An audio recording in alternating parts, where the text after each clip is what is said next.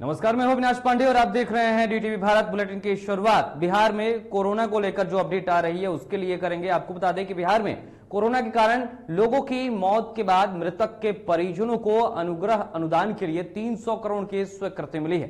दरअसल मंगलवार को मुख्यमंत्री नीतीश कुमार की अध्यक्षता में कैबिनेट की बैठक हुई, जिसमें कोरोना से मरने वालों के परिजनों को 4-4 लाख रुपए अनुदान का भुगतान राज्य संसाधन से करने के लिए स्वीकृति दी गई है। वहीं वित्तीय वर्ष 2021 और 22 के लिए बिहार आकस्मिकता निधि से अग्रिम 300 करोड़ की निकासी की जाएगी, ताकि जल्द सभी कोरोना से जो मरने वाले लोग हैं उनके परिजनों को अनुदान का भुगतान किया जा सके।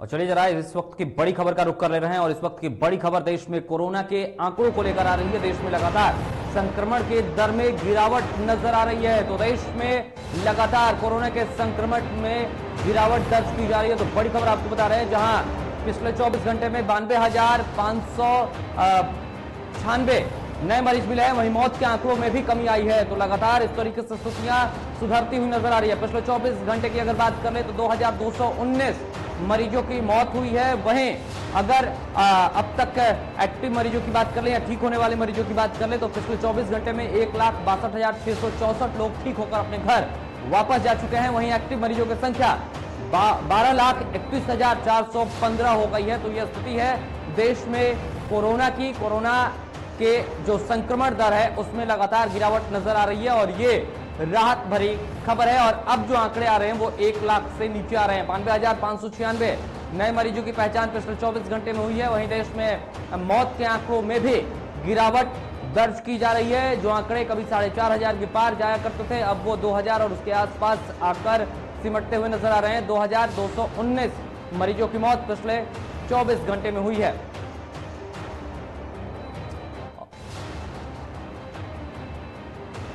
और इस खबर पर अधिक जानकारी के साथ हमारे सहयोगी निषेध हमारे साथ न्यूज रूम से जुड़ेंगे। निषेध, क्या स्थिति है और किस तरीके से देखते हैं आप? फिलहाल जो आंकड़े हैं वो कम होते हुए नजर आ रहे हैं। बिल्कुल, लगातार जो संक्रमण दर है उसमें गिरावट देखने को मिल रही है और इसके साथ ही जो मृत्यु दर है उसमें भी अब कमी आ रही है धीरे धीरे, क्योंकि लगातार जो संक्रमित मरीज हैं उनकी संख्या कम हो रही है और संक्रमण जो है उसकी रफ्तार भी थोड़ी कम हुई है। लॉकडाउन का असर भी कह सकते हैं इसको, क्योंकि लगातार अब अस्पतालों में जो मरीज हैं उनकी संख्या नाम मात्र ही रह गई है अब, और इलाज भी अब ठीक ढंग से हो पा रहा है, क्योंकि मरीजों की संख्या जब से कम हुई है तो उनको इलाज जो उनका इलाज है वो ठीक ढंग से कर पा रहे हैं डॉक्टर भी।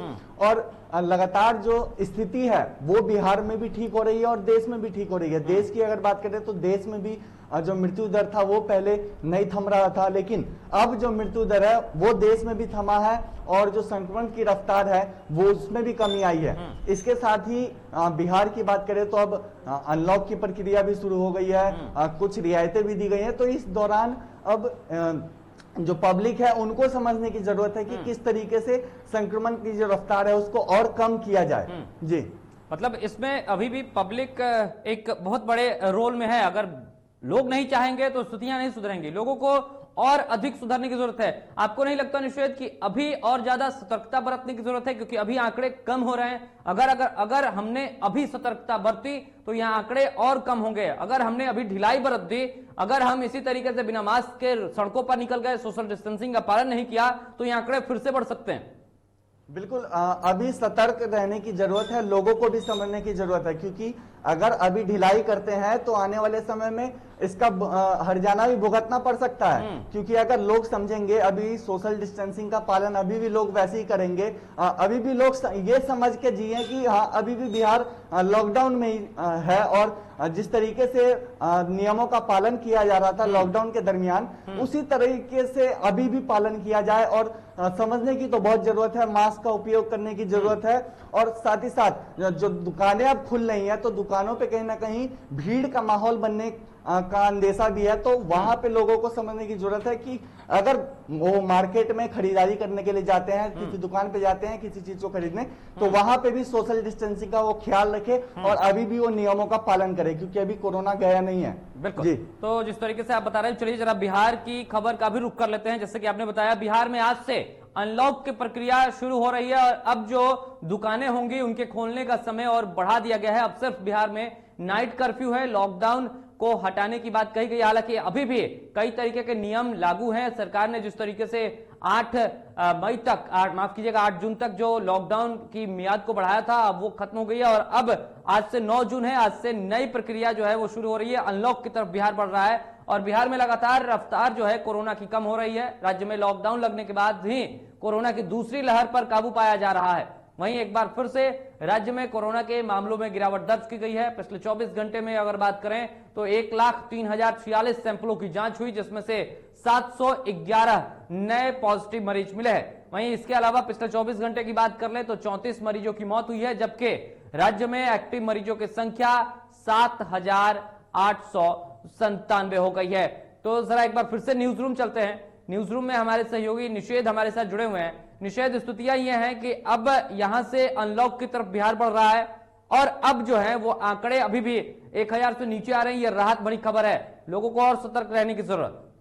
बिल्कुल राहत बड़ी खबर है, क्योंकि बात करें 700 800 ऐसे अब आंकड़े आ रहे हैं, तो कहीं ना कहीं राहत की तो खबर है बिहार के लिए। और अनलॉक की तरफ जब बिहार बढ़ा है तो अब सतर्क भी रहने की जरूरत है, सतर्कता बरतने की जरूरत है, सावधानी बरतनी पड़ेगी, अभी भी लोगों को समझना पड़ेगा और जो भी नियम है उनका पालन करने की जरूरत है, उन नियमों को भी पालन करना पड़ेगा। और साथ ही जो छूटें दी गई हैं उन छूटों को समझकर जो दुकान खोलने की बात हो या फिर और भी चीजें रियायतें दी गई हो पब्लिक को, तो उन रियायतों को समझने की जरूरत है कि किस तरीके से हम उस जगह पे जाए। अगर किसी खरीदारी करने के लिए कहीं पे जाते हैं तो वहां पे नियमों का पालन करें और साथ ही जो फेस मास्क है उसको हमेशा 24 घंटे प्रयोग करें। जब भी घर से बाहर निकले तो उसका उपयोग करना बेहद जरूरी है। तो अनलॉक की तरफ बिहार बढ़ा है तो लोगों को भी समझने की जरूरत है और साथ ही साथ प्रशासन को भी अभी भी जिस तरीके से लॉकडाउन के दरमियान में मुस्तैदी से लोगों को समझा रही थी, इस वक्त भी प्रशासन को वैसे ही लोगों को समझाने की जरूरत है। बिल्कुल। सड़क पर आप आ रहे होंगे, किस तरीके से स्थितियां दिख रही हैं निषेध? क्या सड़कों पर आम दिनों की तरह भीड़ है या लोग अभी थोड़े से सतर्क नजर आ रहे हैं? जी देखिए, सुबह की बात करें तो सुबह के समय में थोड़ी भीड़ भाड़ सड़कों पे होती है, लेकिन उस वक्त प्रशासन भी समझाती है लोगों को कि आखिर क्यों निकले हैं घरों से बाहर। लेकिन अब तो अनलॉक हो गया है तो अब थोड़ी सी भीड़ सुबह के समय देखने को मिल रही है और चूंकि अभी गर्मी है, दोपहर में धूप निकल जाती है, तो लोग गर्मी की वजह से, धूप की वजह से बाहर दोपहर में नहीं निकलते हैं। फिर शाम होते होते थोड़ी सी सड़कों के हालात मार्केट में हलचल दिख रही है क्या? मार्केट में आज कुछ हलचल दिख रही है, क्योंकि आज से जो है वो समय सीमा और बढ़ा दी गई है, शाम 5 बजे तक दुकानें खुली रहेंगी।